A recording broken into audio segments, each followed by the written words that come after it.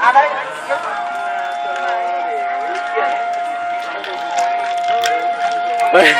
Bữa nay có hỏi đi có rất tự sân bán đấy.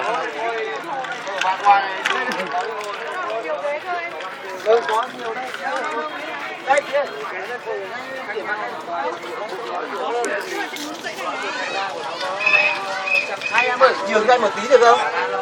Vâng, nhanh ngồi đây chị ơi. Được. Đây chị ơi. Hai em ơi, hai em chuyển nhờ anh nhờ nhá, hai em chuyển sang bên kia anh nhá. Em ơi, bêu anh cái này với nhá, thông cảm cho anh với. Nhường cho các cô ấy với cả cái anh ấy. Đây. Xin đi. Chị ơi. Đây đây, cảm ơn. Xin chào. Thông cảm của anh với nhá. Xin chào. Bêu anh một cái em ơi. Bêu anh một cái. Vâng vâng vâng các bạn này.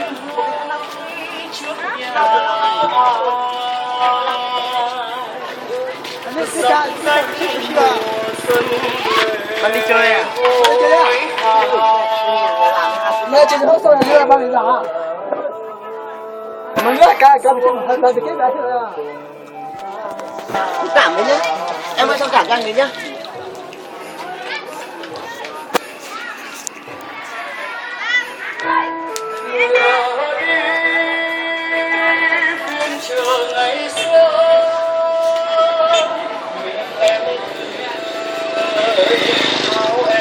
Tôi đi trả đi, tôi tới nhà đi. Tôi去về nhà đi. Tôi về nhà đi. Đi. Tôi về nhà hả? Tôi về nhà. Rất là giang.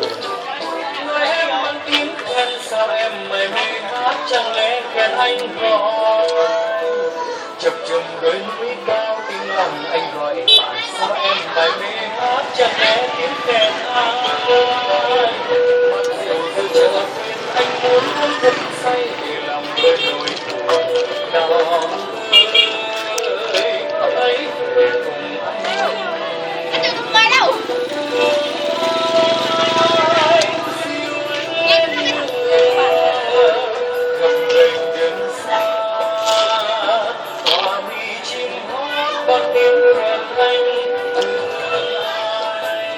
Mình tự giúp về cho họ đi.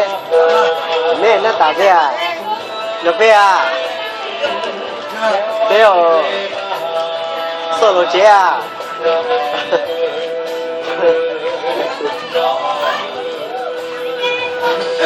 Chỉ sợ đi con chứ mà chế này.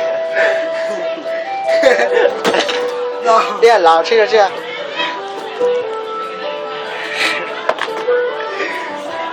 Chơi à? Chơi được đấy. 我买给家人。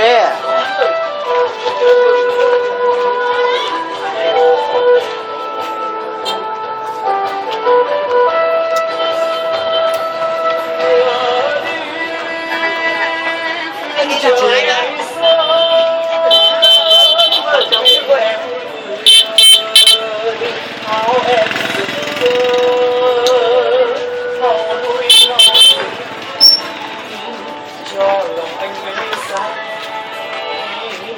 Apple.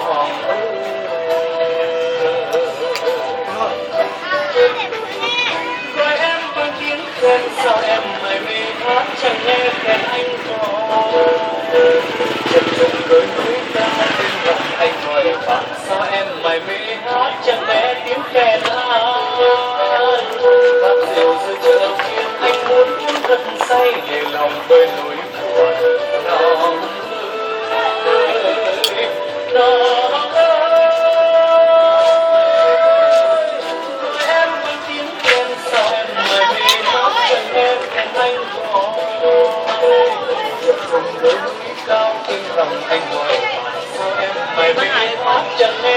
Đây một từ là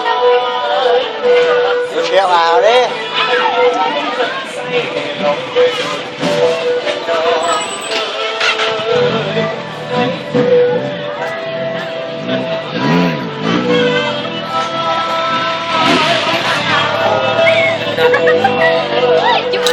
Hai nó trở lại mà. Hai nó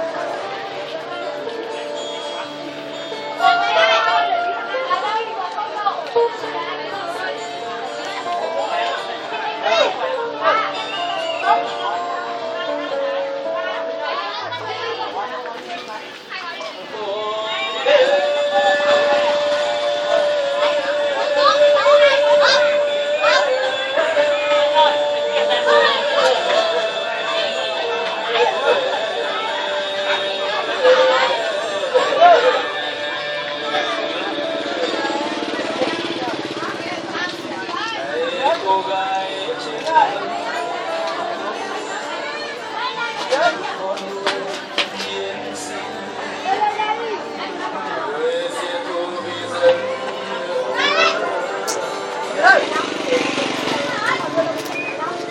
Chứ biết không từ nào? Mẹ, bà cho. Mình nghe chứ xin là. Mình nghe là chỉ là.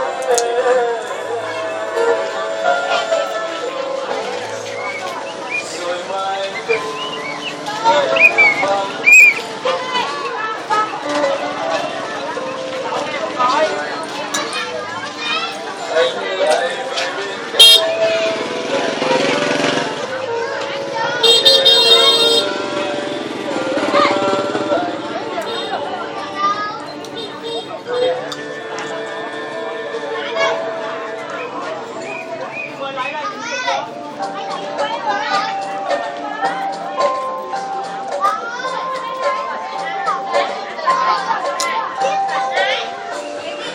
Được.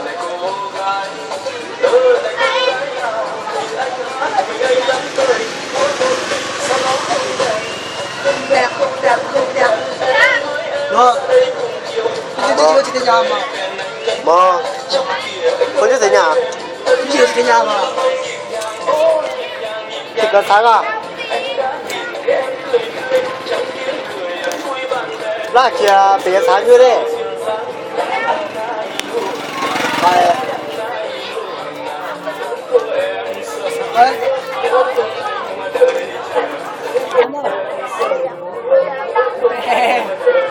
Cái nào quá, cái nào quá.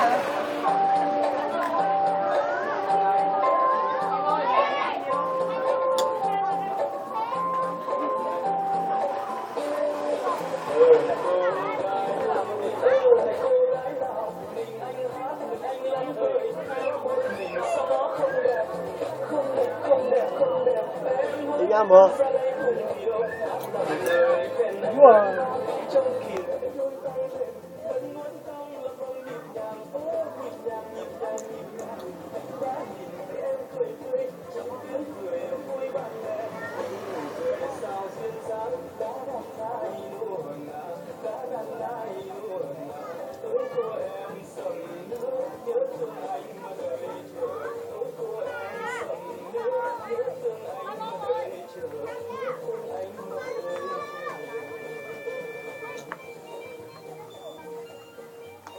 Ăn không?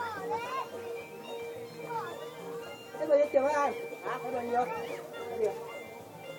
Linh ơi.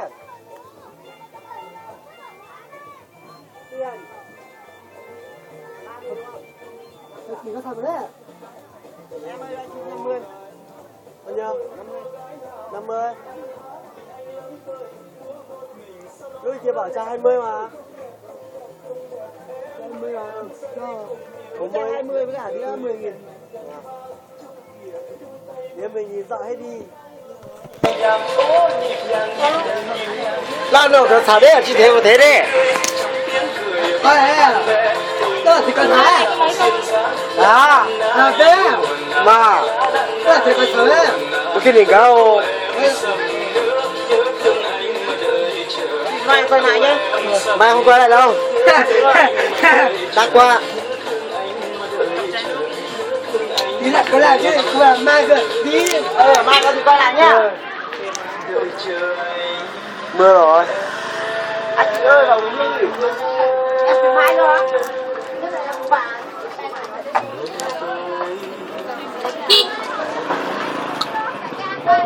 Tuấn này gọi nó tập trung ra.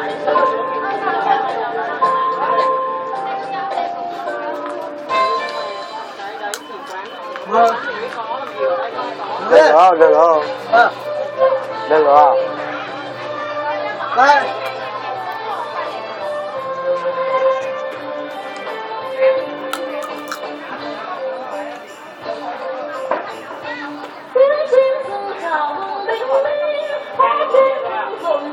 Bố. Thật chưa? Mai mà có cách cưới bạn bè thì rủ ở đây uống anh khuyến mại cho. Mai á? Uống 2 chai cũng tiền 1 chai thôi. Thấy chưa? Này. Đây là một mình chụp ở đây là nó chưa làm cái này đâu nhỉ? Đúng rồi. Đúng không? Bông.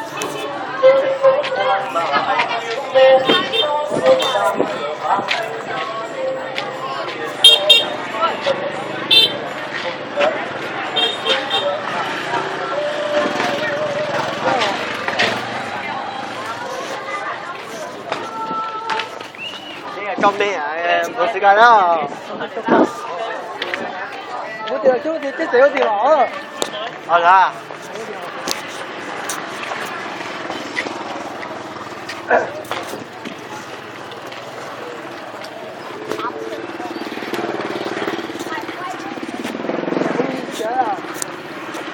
Đây rồi. Chưa lên.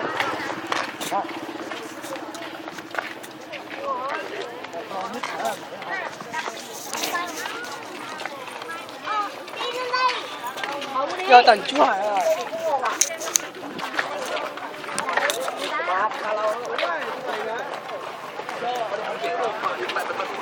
Nhớ chưa ta.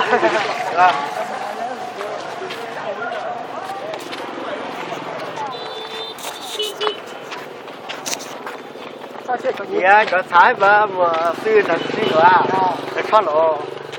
Nó sẽ khó. Nó sẽ kia.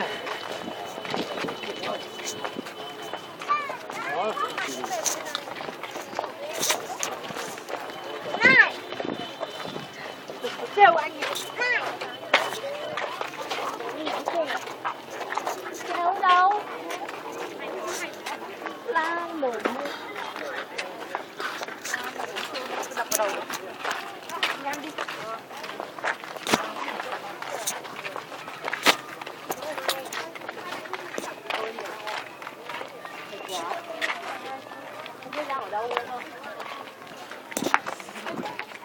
Phải nhớ nào không? Còn nào?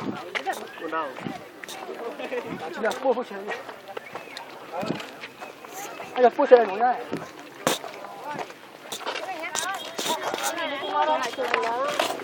Quên cho bé chị. Bảo thì giờ này mà.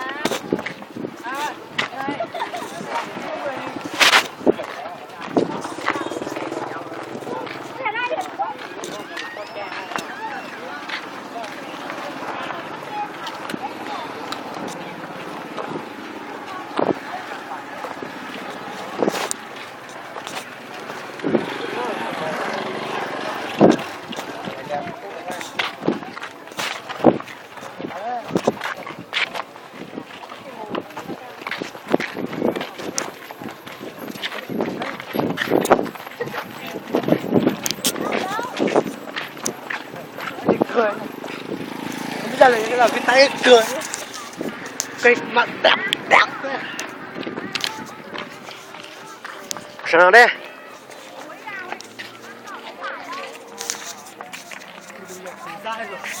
Ở đó mẹ quay lại trong này. Đây. Bây giờ. Tất cả mà. Là vì muốn gì à? Là vì em muốn trên đâu. Có à. Nhà nó mẹ quay cho tí đấy. Mẹ quay cho tí là.